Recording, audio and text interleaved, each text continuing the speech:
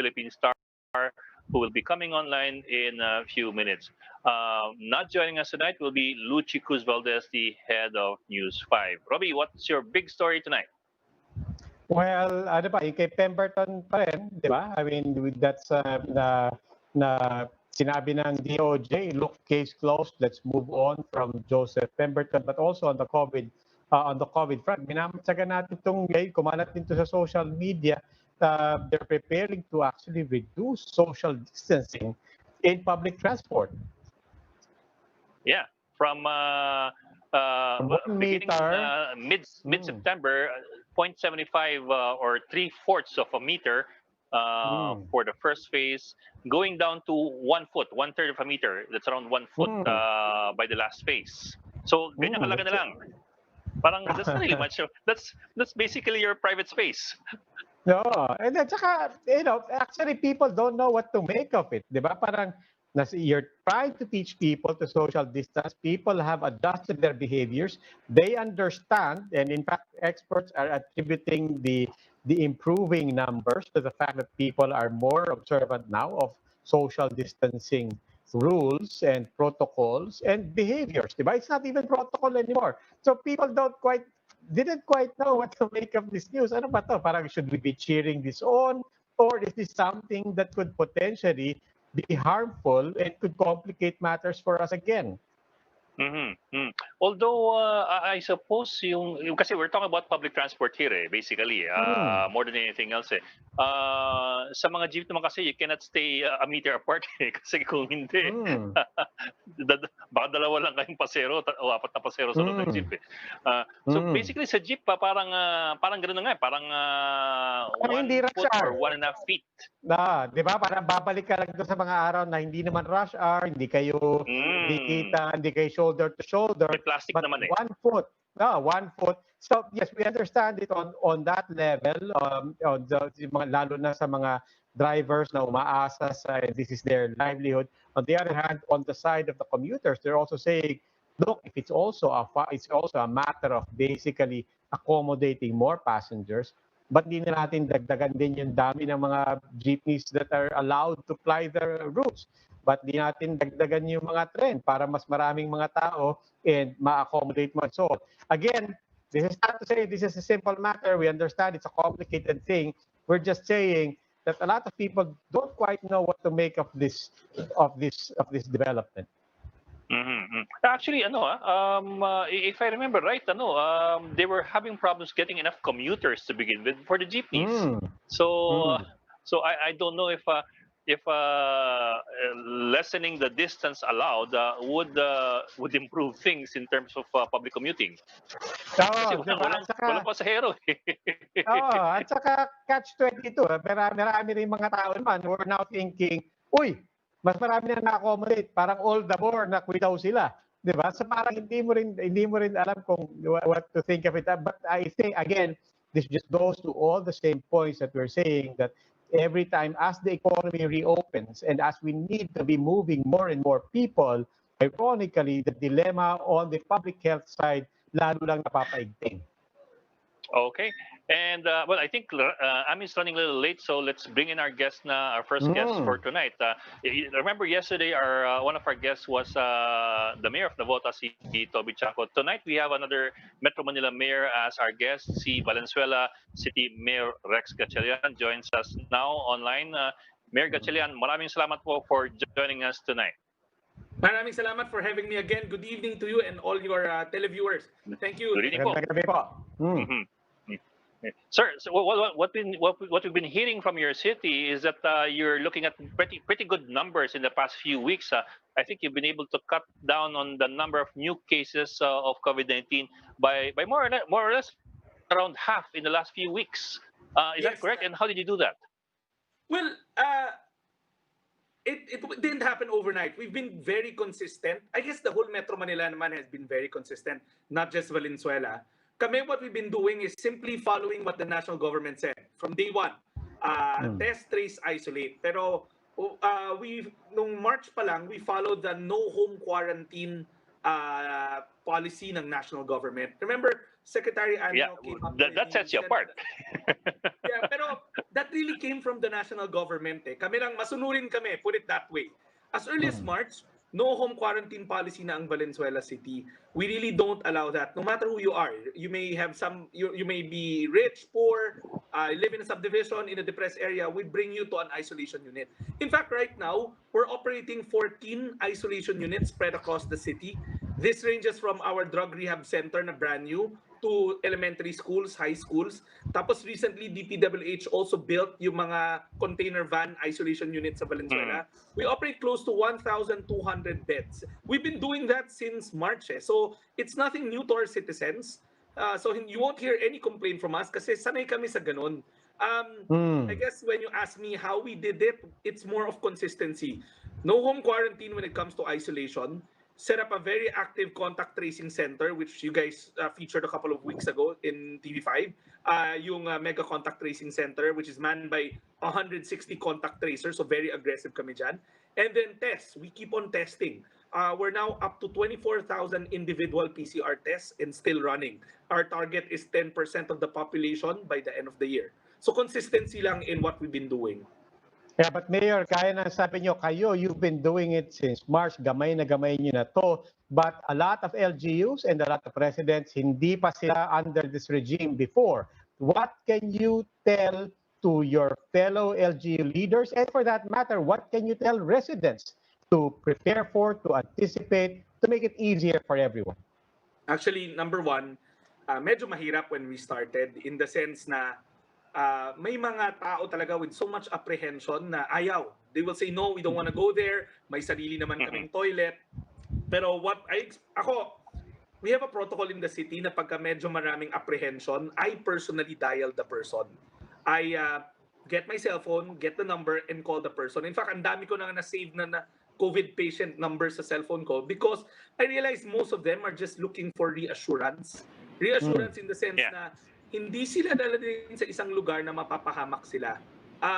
So we've been very consistent. And number two, steadfast. You have to really hold your ground. No matter if it becomes difficult, you'll hear, sa start talaga, you'll hear a lot of nasty, how do they say, nasty apprehensions. May mga pilosopo. And then, but you have to hold your ground kasi the moment you provide exemptions, it just breaks the dam. People will say, kung siya pinayagan mo, bakit ako hindi? So right now, I have to admit, the only exception we provided one or two, are for medical reasons. I'll give you an example. Meron kaming stage 4 na patient na ng cancer, bedridden, bed sores. She's in technically pain management, level. All her doctors said moving her will only cause her imminent death more than the COVID killing her. It will be us trying to pull her out of her bed, moving her to an isolation facility. So yun, we just kept her there, but we imposed a home lockdown, meaning may bantay. And we only did that for her case. And another case na may hip displacement naman yung matanda.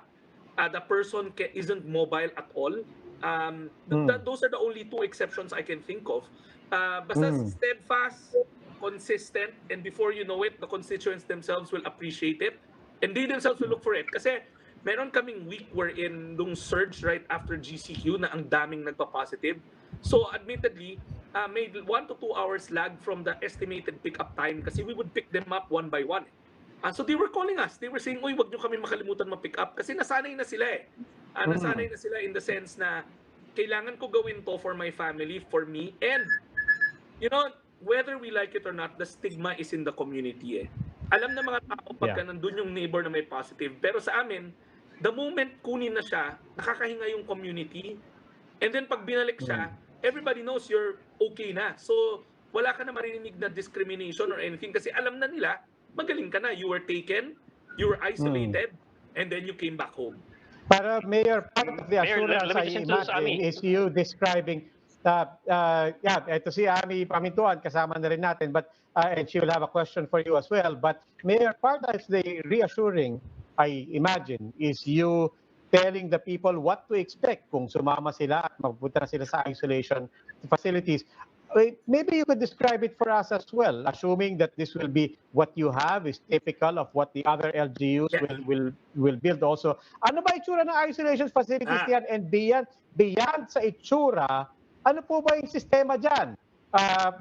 Talaga bang, should I expect not to be in contact with my family? Gaano kabilis ba ang alsabalutan ko? Am I completely isolated? May internet ba dyan? yeah. How do All you right. reassure them physically and in terms of the logistics and what to expect kung magpunta doon? We operated two categories of isolation units. We have two hotel facilities that we commandeered as early as March. These ones are hotel facilities that we reserve for frontline workers. Kasi Mm. we said nga, if you really value your frontline workers, there must be some type of, how do I put it, some type of accommodation for them. So admittedly, in the long hotel facility, you have your own toilet, you have your air condition, pero even nga the AC nga, the doctors here are frowning on it. They're saying ventilated rooms are better than enclosed rooms. So yung dalawang, Mm. we wish we had more hotels in Valenzuela, but you have to remember we're an industrial city, not a tourist city. So we took the two biggest hotel capacity here. So cumulatively, yung dalawang hotel na yun, mga 60 rooms yun.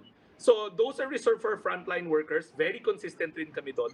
And then everything else, schools except our flagship isolation facility, which is the brand new drug rehab facility na never na nagamit. It was supposed to open April 1, pero nagamit na namin for COVID, so hindi na siya drug rehab facility. They all look alike. We explained to them na, number one, there's doctors inside. Every facility has a doctor and a nurse. So they're really keeping a close tab sa'yo. Kasi we know that in COVID, sometimes sa start mo, mild symptoms, but sometimes it turns for the worse in the 14 days. So we're ready to, ang ina-assure namin, may doktor dyan. In fact, mas safe ka kasi may doktor kami. In the event that it turns for the worst, we can pull you out, move you to our hospital immediately. Kasi the system, the 14 units are connected with each other. Number two, we put isolation pods inside the classroom. We know it can be a bit uncomfortable in a school kasi school yan most of the time. So remember those parang tents na enclosed, na square, na actually nakita, we used Pang evacuation. Yeah. We have those inside every classroom. We bought a lot of those kasi we're running thousands already, so we have thousands of those. So inside the classroom, there are 4 of those para may privacy ka pa within the classroom. So just in case strangers yung kasama mo sa classroom, may extra privacy. So what we tell them is, it's as private as it can get. Number 2, you have 24/7 medical care. And number 3, meron kaming, the toilet, sabi naman namin talaga it's communal. Pero hey, we also tell them and honestly tell them that we're not going to a vacation. This is more of a medical intervention. So please don't expect too much from the toilet facility. It's a common facility. It's like in the dorms, di ba? Pero we provide food. You don't need to worry about that kasi sometimes families are really uprooted, the entire family. So walang magdadala ng pagkain. So we tell them, don't worry about it. We'll bring you food. They also get a sort of a welcome kit that we give out na kompleto na yon. Vitamins inside, alcohol, whatever they'll need, snacks, packs, crackers. And then for kids, we went a bit further. Parang sa airplane, we give them kiddie packs na may mga crayons, coloring book, just so that you can keep a child amused and entertained in 14 days. Parang Happy Meal. The facility kasi is a school. Let's admit, it's not as comfortable as your house. And we're honest. Pero what we tell them is the safety of your family kasi may mga doctors. And what we tell them is we will try to make it as comfortable as it can by putting those isolation tents. And inside an isolation tent, we put electric fans each. So hindi yan mainit. Meron kang solo mong electric fan, solo mong table. So look, we've been running since March. And admittedly, it hasn't been perfect. Pero overall, it's not as bad as most people think of it. The mere fact that kung masama yung handling, edi dapat ngayon wala nang sumasama sa amin. Pero they really voluntarily join. Mind you, baka iniisip ng mga tao may pulis akong pinapadala pag pinipick up sila. Wala It's just an ambulance with the medical staff that will pick you up. And they're packed. By the way, we also provide laundry. We've accredited one helpful laundry shop. We pick them up, we give them those yellow bags. And then we pick them up, do the laundry in 14 within the stay, and return it to them. So it's sort of a trying to trying to parang mapurol yung edges. We understand the schools have edges, the comfort isn't there, but we're trying to make it as comfortable as possible. Mayor, good evening po. You mentioned that your city is an industrial city, no? Napakarami ninyong factories dyan, ano? Ano yung protocol niyo? Is it a problem area? Paano 'yon? Ang dami-dami nila doon. Karamihan sa kanila medyo dikit-dikit yung mga workstations nila dyan. Saka most of them they live outside the city. Paano 'yon kapag merong na-infection? Ano yung protocol na gagawin? Ika-quarantine ba sila? Saka saan sila ika-quarantine? Paano 'yon? Do you allow granular lockdowns? No, three things. The moment nag-GCQ, we painstakingly registered mail and hand-delivered a ordinance that says you are to submit 5 days within that receipt a new management protocol. Meaning, nakalagay doon yung layout mo, you'll literally draw it out. This is my floor plan, my factory floor. Ilan square meters kami. And we put give them the formula there. So, when it comes to social distancing, meron yon. They know that. You won't be able to get your business permit running if you didn't submit that plan. Okay? Number two, we also came up with another ordinance that made it very clear. If it's a workplace infection, it's up to the company to, number one, do the testing of the immediate workers that were affected. But our CESU is coordinating with them closely. Kasi the moment may isang nag-positive doon, we work with the HR directly. HR to CESU yun, para we can contact trace. And then, yung nag-positive na yun goes into our system. Goes into the same isolation units that I was talking about a while ago. Now, what happens to so they take care of the testing in the factory, the owners. But the greater community kami na yun. So meaning, let's say you have 10 workers, all the 10 households nila, kami na bahala mag-testing. And if there are people that test positive, we bring them into the same isolation facility I was talking about. Valenzuela is unique in the sense na last time I checked, we still have the most number of factories per square kilometer than any other city. We're like your Motown of the country, no? And we're proud of our industrial roots. In fact, I bet my life on it. You go home, 3 out of 5 products in your household that you see literally are made from Valenzuela. So it's really a problem spot in the sense na workers come in and out. Hindi naman lahat yan dito nakatira. But because of the new management plan that they all submitted. Yes. Nawala. Sabay nawala. Sabay pa yatang nawala. Na-cut off si Mayor. Ayan na. Okay. Coming back. Yeah. You remember every factory has a safety officer. They've all been met. Hello? Yes. Yes. We can hear. They've been all met and we've trained them with the biosafety standards. When our people go and inspect for fire safety, yung structural, sinasama na namin yung checking if they're compliant or not. Even with their stay-in facilities, we check each and every one. Do you allow granular lockdowns? Or do you require factories na magpa-stay in? Walang granular lockdown. We don't encourage kasi isolation, quarantine in their facilities. Number one, so many people will want to quarantine in their house, in their factory, but they don't have the necessary protocols inside. We still try and insist na we draw the same way we treat our communities. All positive Valenzuelanos are drawn out rather than you stay in the community, even if it's a factory. What we tell them is we test, we pull out the positive, they disinfect, then they can operate again. Wala dapat yung positive doon, even if marami sila, dapat nasa amin yon. No, I mean, do you allow, halimbawa mataas na building siya, tapos may isang floor lang na merong infection, pwede bang yun lang i-lockdown and the rest of the building can continue operating? We in fact, madam, we don't even want to lock down that one floor. Yes. We will pull out every single positive person there is, no matter how many they are, so that nakaka-operate pa rin sila the way they should be. It's a service we provide. The isolation facilities is a service we provide. Mahirap na, I was joking with our people, sabi ko, before I joined public service, I was working for a hotel, for our family hotel. I left that world and joined public service. Now, running the isolation facilities is like running a lodging establishment.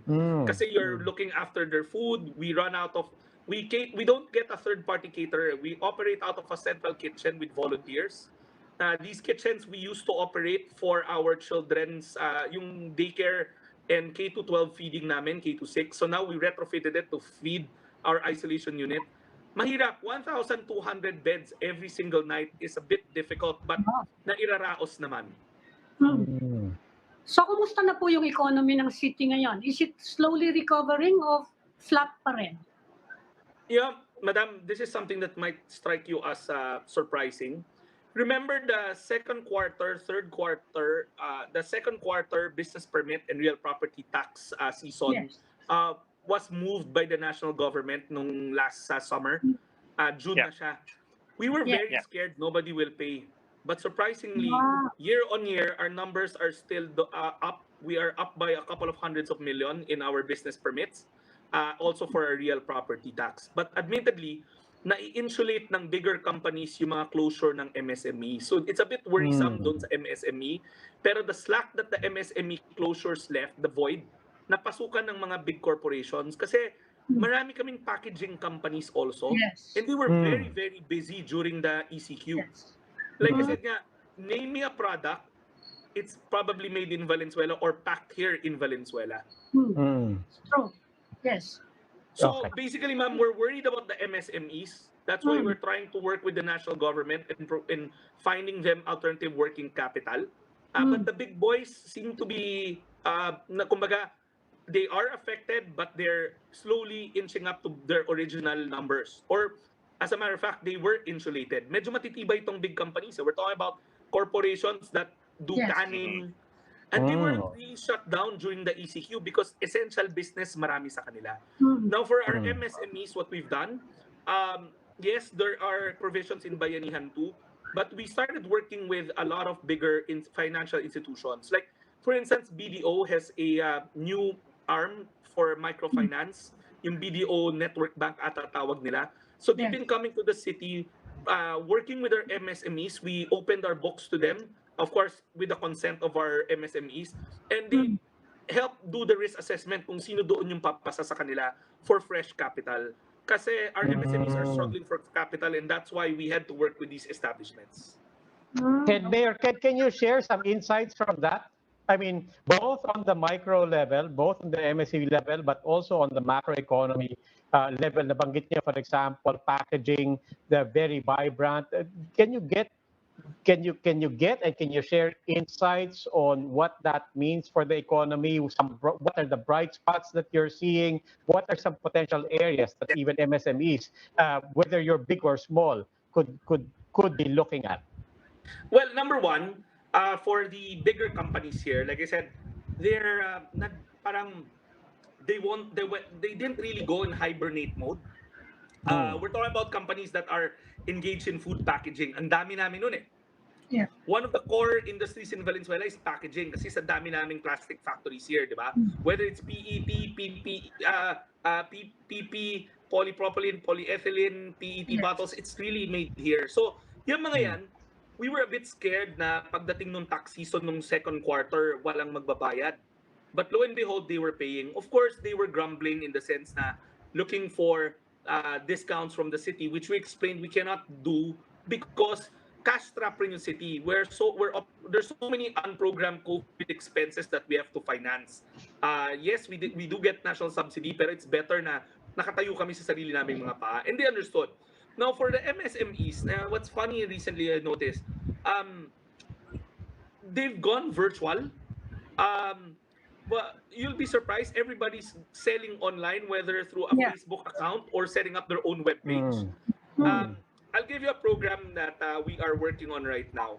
I initially wanted to curate all of these online MSMEs kasi they've been from traditional, they found a new niche and a new space in the digital world, in the online world. So parang the COVID scenario just hastened the disruption.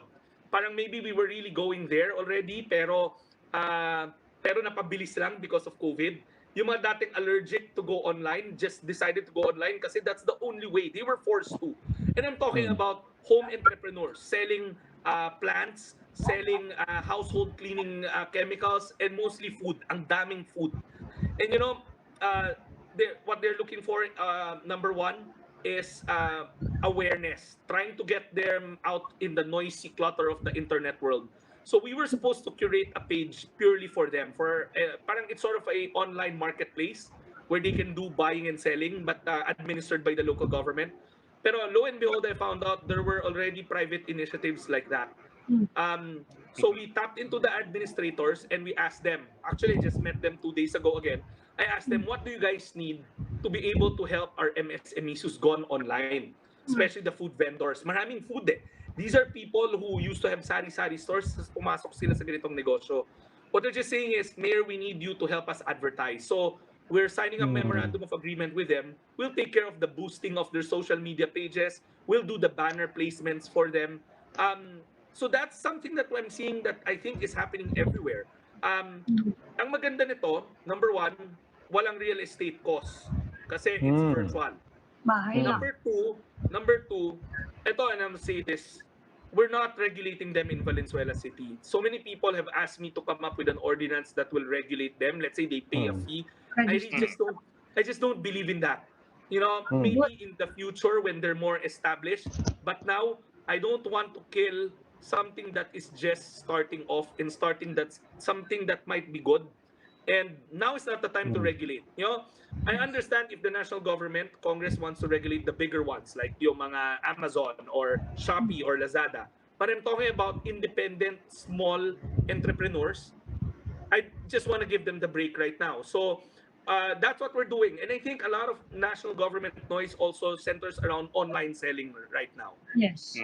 Pero Mayor, eventually you will have to regulate them kasi for example you would have health concerns and Yes. health is of course one of the primary regulations of local government unit. That's why you have When a I health say department. regulate, hindi the safety side, but rather the regulatory of coming up with business permits for them.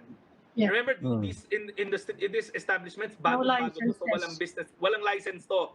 Yeah. Pero when it comes to safety protocols, we're working on that already, making sure nga na their kitchens are up to date and up to speed with Kasi puro pagkain eh. accepted standards. Pero hindi lang yan. Meron yang isang page that we're working on right now. It's called Valenzuela Chatger Online. It's a Facebook account that has so many Valenzuela followers, but they're selling non-food items. Like I said, household cleaning chemicals that they are retailing, meaning they're parang resellers.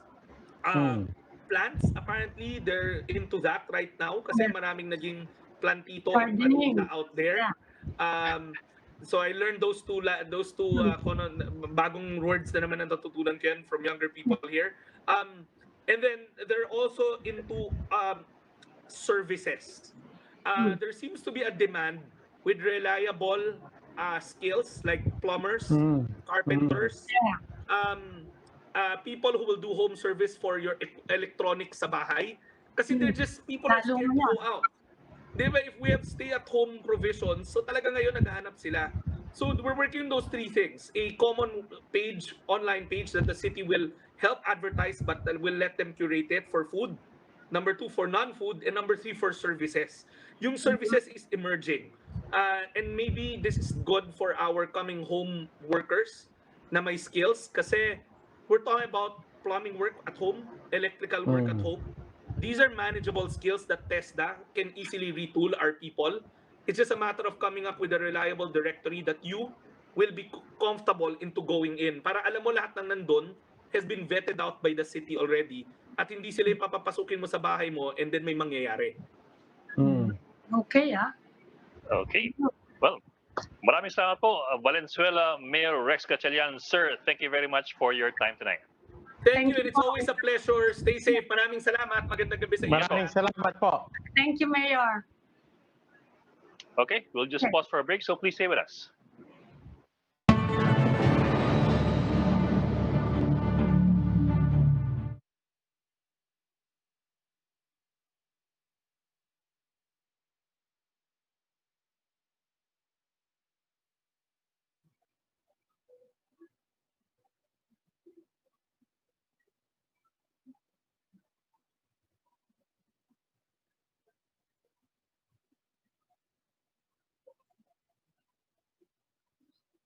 Dr. Leachon, kasi lang po na mic saglit.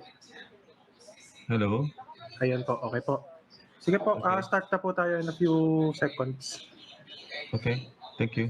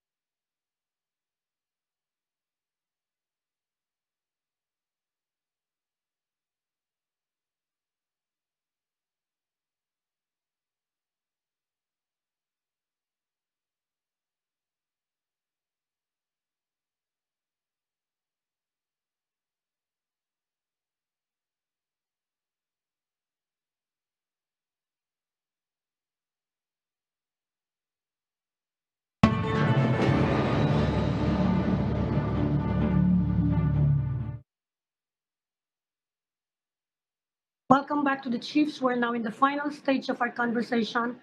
And now joining us is Dr. Tony Leachon, public health advocate and former special advisor to the National Task Force on COVID-19. Good evening, Dr. Leachon. Welcome back to the Chiefs. Good evening, Ami. Hi, sir. Yes. Good to see you Good again. evening, Doc. Hi, Yes. good evening. Doc, itutuloy ko lang yung usapan namin about the home quarantine. Medyo nagkakaanuhan yata yung DOH, saka hindi nagkakasundo yung Department of Health, DILG. DILG and the National COVID Task Force. Kanina inulit na naman ng DOH na ayaw nila ng total ban on home quarantine. What do you think of that? Well, yung ganito kasi, i-apply din natin at I think sa susunod nating topic which is physical distancing. Yes. We always base policy kasi on three things eh.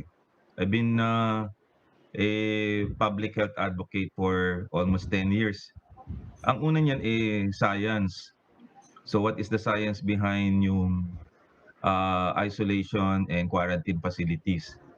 Pag pinagbasihan mo science, you want of course to reduce the viral transmission and of course that's the basic assumption na kung bakit hinihiwalay yan. So nagkataon lang ang problema nito kokonti ang space natin or espasyo natin kaya hindi magawa. So kung ang pag-uusapan natin ay what is right and what is ideal based on standard practice, talagang dapat i-isolate and i-quarantine mo sila kasi ang bansa natin hindi kasi kontrolado. May mahirap tayo, may mayaman tayo, may middle class tayo. So, ang problema natin, ano ba yung tamang dapat gawin? So then doon natin i-apply yung bagay na yun na ma-address yung barrier to that particular problem. Kasi or else ang cases natin magkakaproblema.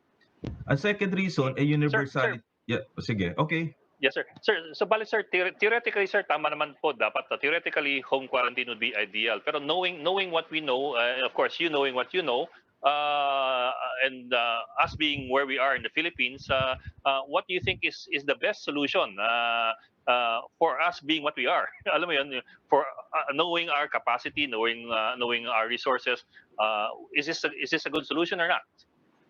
Well, ang sa akin kasi, ang pwede nating gawin is to use the schools na hindi natin ginagamit kasi ang isolation facilities hindi naman kaagad sila pwedeng gawin kaagad eh. So there are solutions to that, no?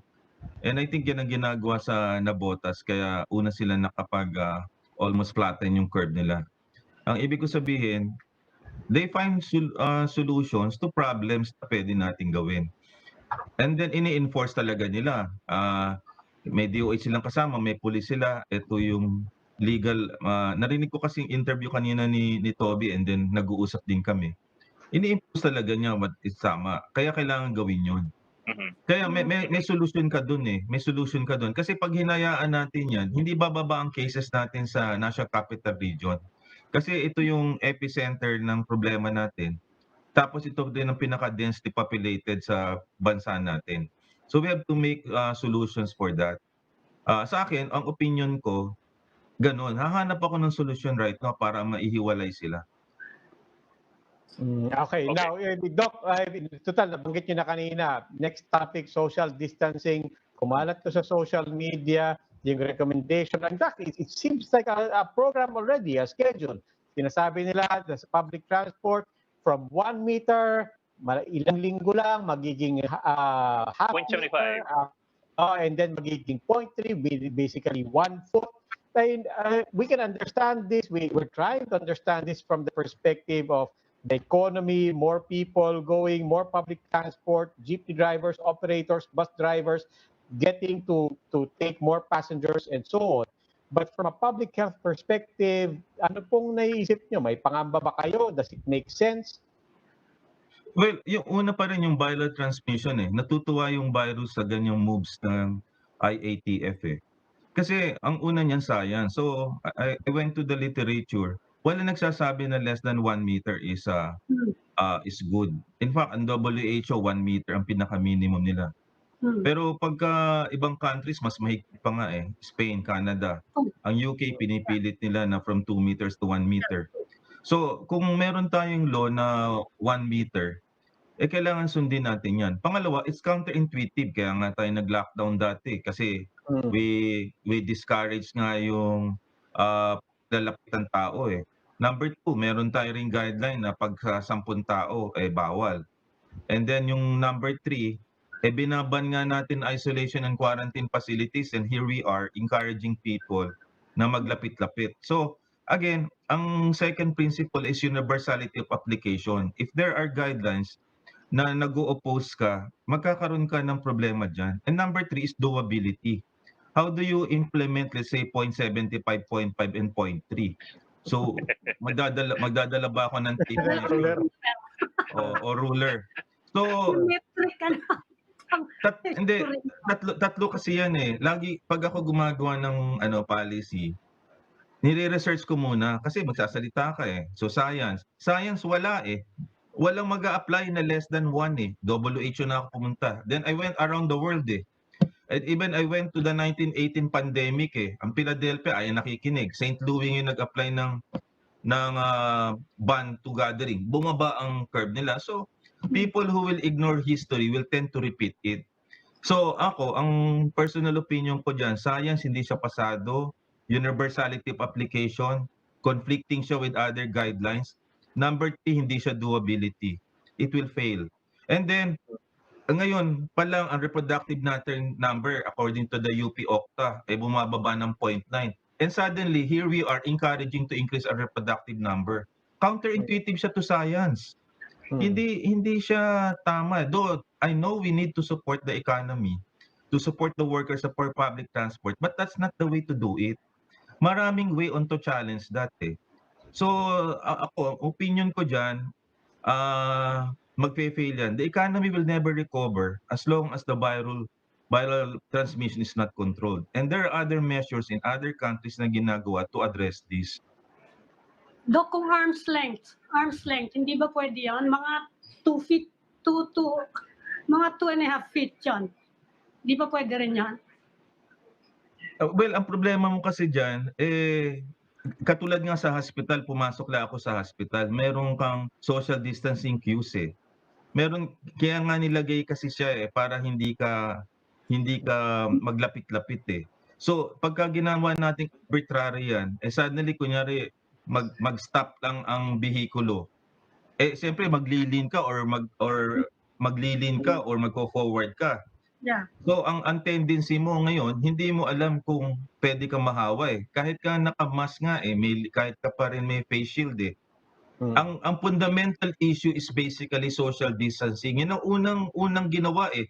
Di ba hindi pa dati accepted ng WHO doon ang mask? Ang una muna nilang inapproban is social distancing. Yan ang first fundamental. Communicable disease ito eh. Pag communicable disease, dapat yan layo ka and then protect.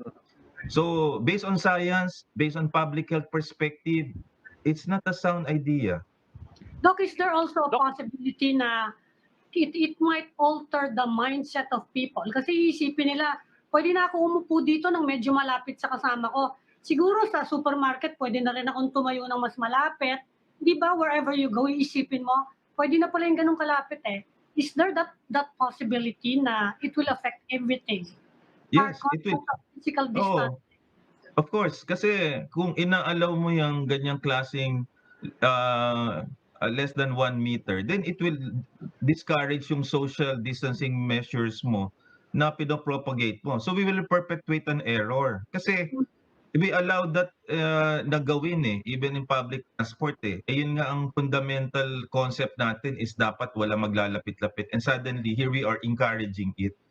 So parang it's not sound.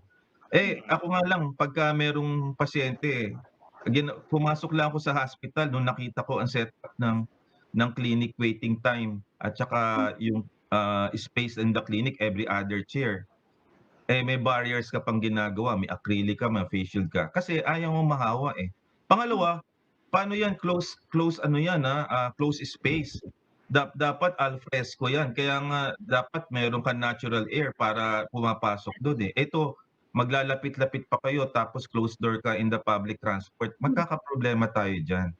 Again, counterintuitive siya. Sorry for the term counterintuitive kasi binaban nga sa ang pananatili ng mga positibo doon sa bahay ng DILG, and here we are and DOTR negating another concept na ginagawa ng isang sangay ng gobyerno, and this is under the umbrella of the IATF. Yeah. I think dapat ang DOH Doc, I've always wondered about the social distancing rule, or actually the lack of it, on airplanes. Walang social distancing at all on airplanes because of the presumption na the HEPA filter in the airplane works. But that's a filter eh. Before contaminated air gets the filter, it could go to your fellow passenger first. I don't know how it works. That's correct. Kaya tayo kaya ang daming problema sa migrant workers eh. Nakita natin yan sa Singapore eh. When Singapore allowed migrant workers na dun sa kanilang borders, tingnan mo nangyari sa Singapore. Galing sa eroplano yun eh. Wala namang ibang pinanggalingan yun kundi sa eroplano. So pagbaba nila ngayon, nagkaroon na ngayon ng contamination buong Singapore. And ang tagal nila bago nila na-flatten yung curve, 3 months. And that was a painful exercise by opening the borders to migrant workers. Ito yung problema natin ngayon eh. Even the problem in the Western Visayas right now, yung Bacolod, it is traced to the locally stranded individuals and ROF. So again, ano naman ang bihikulo nila para makarating doon? Eroplano. So yun ang point na gusto kong sabihin eh. Kasi maaring negative sila pag alis ng Maynila. Pero pagdating doon pala mag-uumpisa na minahawa sila, then the incubation period, lalarga after 1 week. Doon ang problema natin eh. Doc, klaruhin ko lang kasi it was just an idea for me kanina eh. Am I getting it correctly na you also disagree that there is no social distancing rule in airplanes, that there should be, in other words? Yes, it should. Again, I will apply again the second concept, universality of application. Kasi doon ako sa hospital ko, every other chair ang pasyente eh. So if it is applicable in the hospital, it should be applicable elsewhere. So ganun din sa bus yun. Kasi kung merong pagtatalo ngayon doon sa konsepto, hindi talaga makokontrol ang virus natin. Magdadala pa tayo niyan sa iba't ibang lugar because of the lack of universality of application.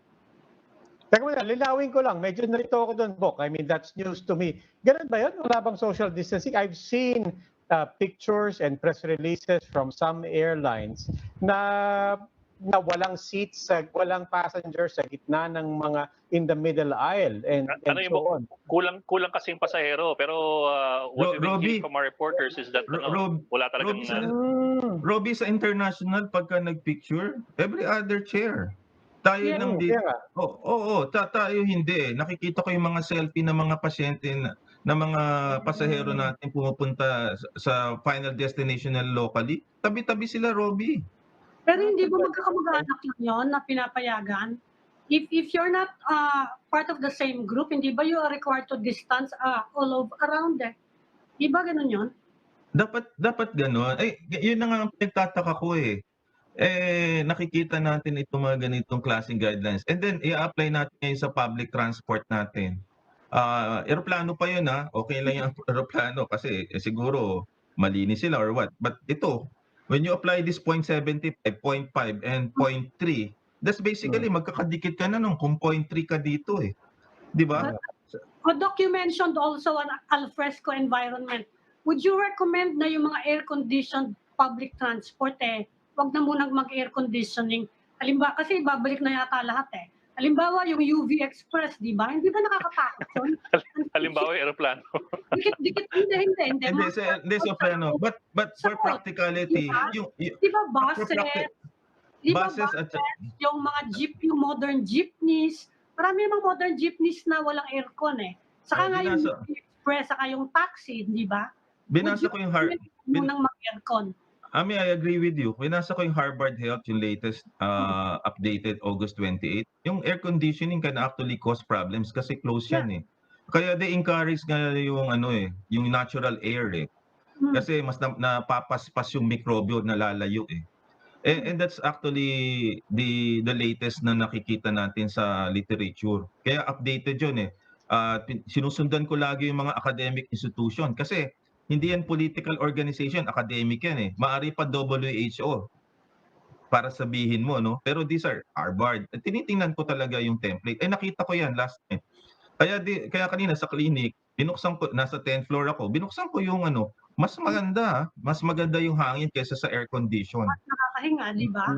Mas nakakahinga kaya pwede natin sa bus na open air at saka sa jeepney, mas okay sila na nakaganon. Kaysa ngayon naka-air condition ka, lalo na, 'di ba, may nagsasabi na airborne siya. Talaga naman napatunayan na rin natin 'yan na may airborne transmission ka. Ngayon kung lapit-lapit lalo kayo sa bus na hindi natin makokontrol, magkakaproblema tayo diyan. You have a point there. I would probably recommend that na dati naman nung araw wala namang aircon Naalala ko nung nag-aaral ako ng medisina. Galing ako Mindoro, pagsakay ko ng BLTB paspas ang hangin nakakarating ka rin naman sa Maynila di ba? Ganun ba yun? Ako inaabot kasi mula nag-bus ako, naka-aircon na lahat Naabutan mo ko ni Robbie. Lagi ka rin labas Pero ako naabutan ko talaga yung Si Ami kasi inabot ni Ami, aeroplano, wala pang aircon Loko lang. Inabot ko yan ng bus na walang aircon. Pero naka-shorts pa ako nun hanggang gusto lahat. Pero zoom out tayo ng konti. Zoom out tayo. I just want to ask about the numbers, what you might have access to or what you're looking at in terms of the numbers. And ano na ba, factor, whatever you're looking at, whatever trends you're seeing, whether it's positive or encouraging or discouraging, factored in na ba ang impact ng GCQ sa mga numbers na nakikita natin? I think so. Actually, effect yan ng MECQ. Tapos nag-roll over into the current system. That's the implementation of the IAT of certain guidelines. Kaya lang, lately, ngayon today, 4,040K. First time in September na nag-4,000 ka, highest since August 30. And then 1,813 ka sa National Capital Region. And then ang problema ko, kaya nadadilute yung improvement in the National Capital Region with a reproductive number of less than 1, which is 0.9, because of the LSI in the Western Visayas Again, ito yung problema with an archipelago setup na control mo NCR before, lumipat sa Cebu, lumipat uli sa NCR, na-control mo NCR, lumipat ka ngayon sa Iloilo, sa Bacolod, sa Leyte. And this is the problem that we are facing. Na nag-i-improve kaya lang, again, another guideline just to increase natin yung economic support natin. this guideline may actually be derail yung ating pagbaba ng pag-flatten ng curve natin. Sinabi na ng UP Octa Group na may silver linings na. Ako naniniwala din. Kaya lang, pag ginawa natin itong latest guideline ng DOTR, baka mag-increase uli yung cases natin. We're not yet out of the woods at this point in time. We're seeing flattening, but definitely we need sustainability, mga 2 buwan. By sustainability, you think we can sustain? Kung hindi yan ano pang problema apart from this plan nga to ease the distancing rules? Kasi tinatanong namin yan sustainable ba tong flattening? Ano pa yung mga problem areas na nakikita nyo sa ngayon while we are opening up the economy? Well, nasagot na kasi yan ng DILG yung mga densely populated areas Tinangay nila sa mga isolation facilities Ang problema lang activities, may mga problema ba? May mga problem areas ba doon like gyms, problema ba 'yon? Ang problem areas workplace. O-open lang ng gym para makita natin yung impact Ang pangalawang problema based on the NTF yung household, which I believe kasi inalaw natin yung 20, 30, 40s na pumasok basically on the assumption that they are immunocompetent. Problema, dinadala nila sa bahay yung infection na nahahawa nga yung mga magulang nila. And this is actually the reason for the DILG na i-isolate talaga yon kasi magpa-positive yan lalo na sa bahay. So ang problem areas, if I'm going to summarize that, workplace and then household. And then ang pangatlo will be LSI and ROF to the other areas of the country considering na tayo archipelago. Sa flattening, sa sustainability yon. Sa sustainability ng flattening the curve natin. I think yung social distancing behavior ng Pilipino, I think sumusunod na yung mga tao I can see that nag-improve through public health education and nung nag-increase din ng protective gear from a face mask and a face shield. I think nag-improve doon and that contributed to the flattening of the curve Sa aking palagay sa aking assumption.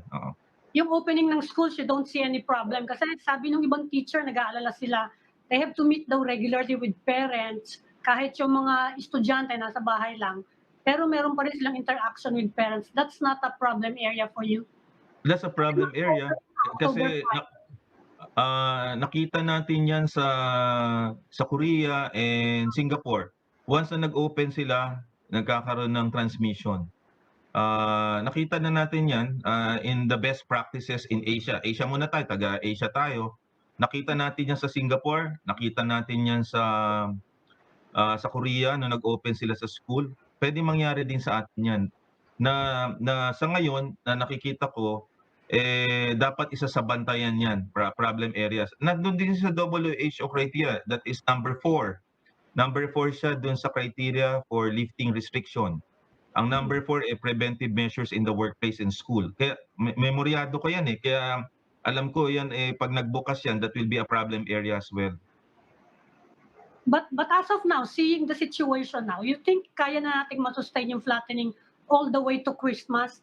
Yan yung mga inaano ngayon, bear month na tayo or in the middle of the bear month, the first bear month, iniisip ng mga tao, baka pwede na tayo mag-Merry Christmas kahit papano. Alam mo ako optimistic vigilance ako lagi I think with ang last nito is a public health education campaign The private sector should step up right now and help the government right now. Hirap and while we know that lalabas yung bakuna in December, ito yung tinatawag nating bridging concept If we can actually do this September hanggang December until lumabas yung bakuna, I think we'll be there. Ang kailangan na natin ngayon, private sector help Tuloy gumagawa ngayon ng gobyerno ng mga bagay na dapat magabayan din ng health experts natin And I hope itong public transport na to mabago pa to pag in-implement on Monday. Sana wag pong ituloy. Nangangamba ako baka mag-increase uli yung transmission rate natin. Anong mga positive na nakikita nyo ngayon? Any positive development sa ngayon? Well, bumaba yung flattening. Well, bumababa yung active cases natin. Dati nag-a-average tayong 4,000 to 5,000. Ngayon 3,000 na 2,500 to 3,000. Bumaba din yung critical utilization rate ng hospital dati above 70%. Bumababa ng mga 50% right now. Ang deaths din natin hindi ganun kadami compared before. Tapos ngayon, naka-atrakan na yung mga SARS eh. May contact tracing SAR na, aktibo. Ang testing natin umaabot na sa 30,000 to 40. Meron na rin tayong one command center na ni Undersecretary Vega. Andiyan na rin si Secretary Villar.